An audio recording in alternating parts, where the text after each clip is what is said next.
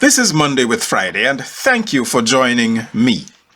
Last week I began some conclusionary statements regarding what racial justice looks like, a paper I have been presenting in installments over the last several weeks. It ends today. I began these final statements last week by saying that racial justice is military justice. To wrap up that thought, consider this. The Vietnam, Afghanistan, and Iraq wars, all waged chiefly by one country, a white country, were not fought on white American soil, but on lands occupied by minority races. These wars, not including others like Grenada, Panama, or Cuba, claimed 3.5 million non-white lives, while America lost just under 73,000 lives. Nowadays, the United States uses drones aplenty, but how many white nations or white people do you suppose US drones strike? I don't know that any war can ever be just, even if it might be called justifiable. And what about that half-century-long conflict between Israel and Palestine?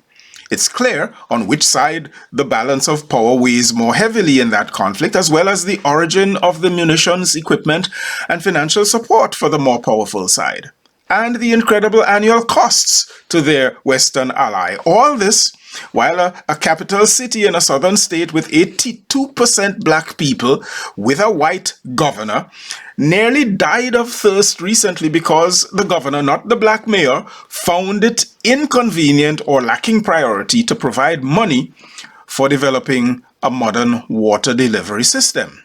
Oh, say, can you see? Oh, yes, I see.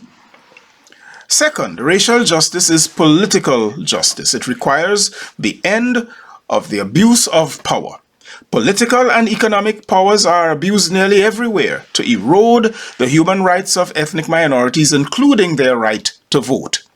It is the sheer abuse of political power, employing it for evil, that we have witnessed in the last several weeks, especially last week in the behaviors of the Republican governors of Texas and Florida, shipping human beings out of their state and dumping them like garbage elsewhere in America. It doesn't matter that these people are immigrants. They've come from Venezuela, which has seen years of just deplorable conditions and great and grave hunger.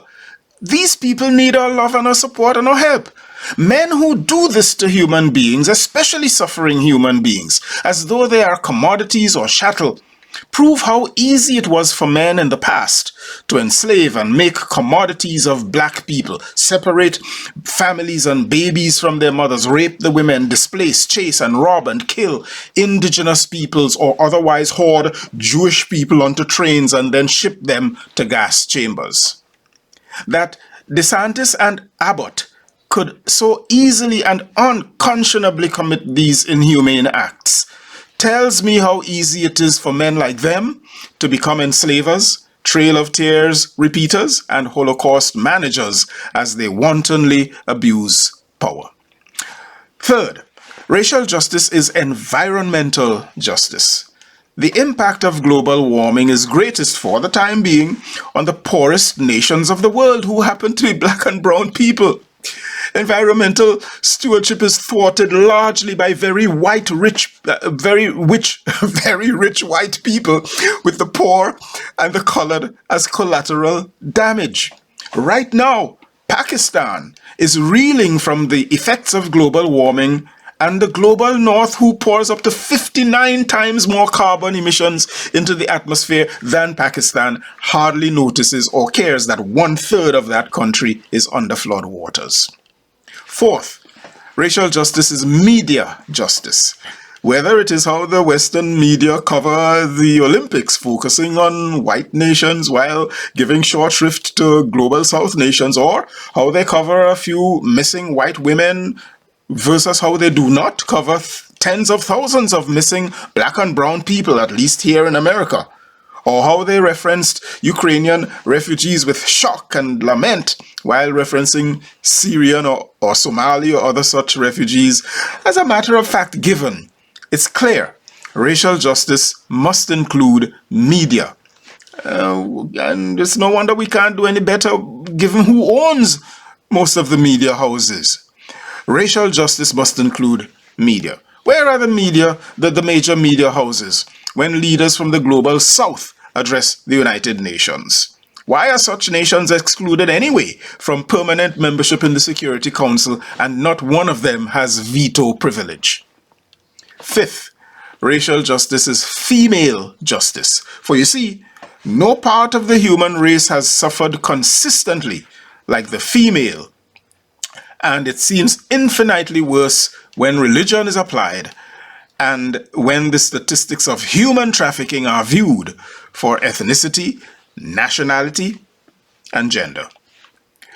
My friends, racial justice lurks everywhere on the Earth's surface. It's on the American continent, in the United States, in many ways, not the least of which is revisionist, romanticized, and whitewashed American history that is now currently aiming to declare slavery as a myth, just as some continue to attempt to do with the Holocaust.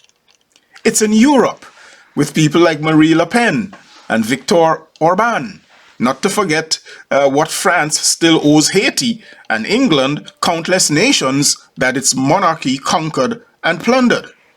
Racial justice breeds where millions of Roma refugees crisscross through Bulgaria, in Myanmar, where Rohingya Muslims are unwelcome and endangered, is in the Tigray region of Ethiopia, where perhaps hundreds of men were recently tortured and slaughtered and sailed down the river, and in Pakistan and India, where the caste system still exists, in tribal conflicts in nearly 24 African nations, in the Uyghur genocide in China, in the age-old tensions between people of African descent and Indian descent in the land of my birth, Trinidad and Tobago, and in Guyana.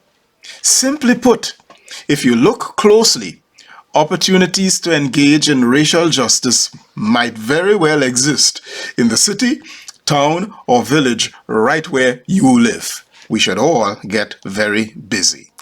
Thanks for staying with me through this lengthy series. I am Michael Friday, and your week just got better. I'll see you again next week. Happy Monday, all the way to Friday.